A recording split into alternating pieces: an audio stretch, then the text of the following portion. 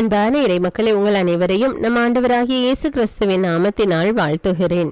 இன்றைய இறை வார்த்தையில் ஆண்டவர் கூறுகிறார், புதிய விண்ணகத்தையும் புதிய மன்னகத்தையும் படைக்கிறார். அங்கு கடவுள் மக்களோடு இருப்பார். அங்கு துயரம் இராது, சாவு இராது, அழுகை இராது, துன்பம் இராது, முன்பு இருந்த எதுவுமே இருக்காது. எல்லாம் புதியவையாக இருக்கும்.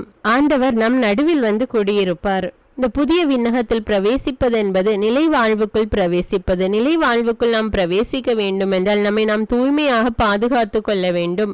ஆண்டவர் இயேசுவை ஏற்றுக்கொண்டு அவர் நமக்கு கொடுத்திருக்கிற கட்டளைகளின்படி வாழும்போது நாம் நம்மை தூயவராக காத்து கொள்கிறோம். நேர்மையோடு இருப்பவரை அவர் தம்மோடு சேர்த்து கொள்வார். அப்பொழுது நமக்கு நிலை வாழ்வு கிடைக்கும்.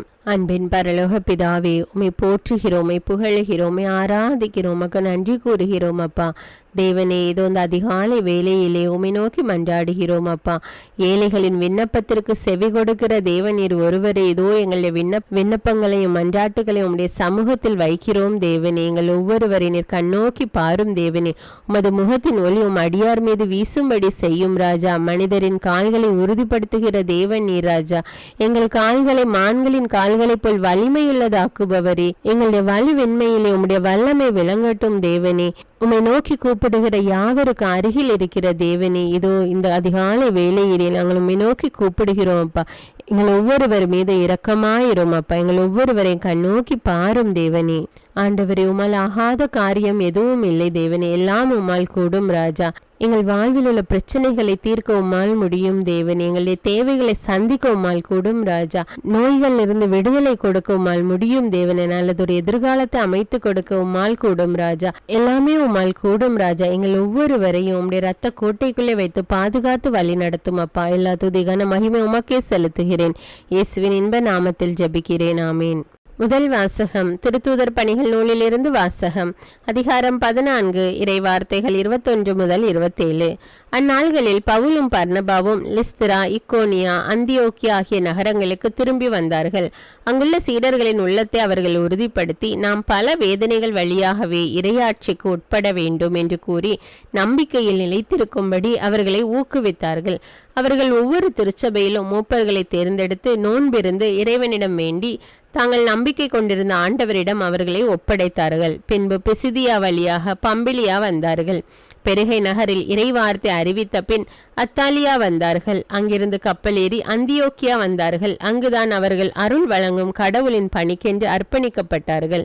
இப்போது அப்பணியை செய்து முடித்து விட்டார்கள். அவர்கள் அங்கு வந்ததும் திருச்சபையை கூட்டி கடவுள் தங்கள் வழியாக செய்த அனைத்தையும் அவர் பிற இனத்தவருக்கு நம்பிக்கை கொள்ளும் வாய்ப்பை கொடுத்ததையும் அறிவித்தார்கள். இது ஆண்டவரின் அருள்வாக்கு. இறைவனுக்கு நன்றி. இரண்டாம் வாசகம் திருத்தூதர் யோவான் எழுதிய திருவெளிப்பாட்டிலிருந்து வாசகம். அதிகாரம் 21, இறை வார்த்தைகள் 1 முதல் 5. யோவான், நான் புதியதொரு விண்ணகத்தையும் புதியதொரு மன்னகத்தையும் கண்டேன். முன்பு இருந்த விண்ணகமும் மன்னகமும் மறைந்து விட்டன, கடலும் இல்லாமல் போயிற்று. அப்பொழுது புதிய எருசலேம் என்னும் திருநகர் கடவுளிடமிருந்து விண்ணகத்தை விட்டு இறங்கி வர கண்டேன்.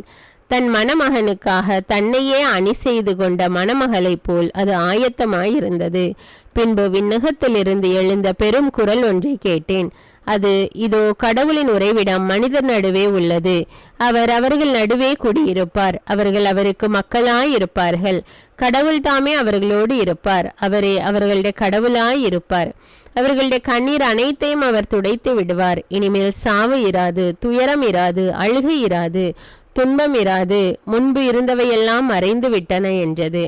அப்பொழுது அரியணையில் வீற்றிருந்தவர், இதோ நான் அனைத்தையும் புதியது ஆக்குகிறேன் என்று கூறினார். மேலும் இவ்வாக்குகள் நம்பத்தக்கவை, உண்மையுள்ளவை என எழுது என்றார். இது ஆண்டவரின் அருள்வாக்கு.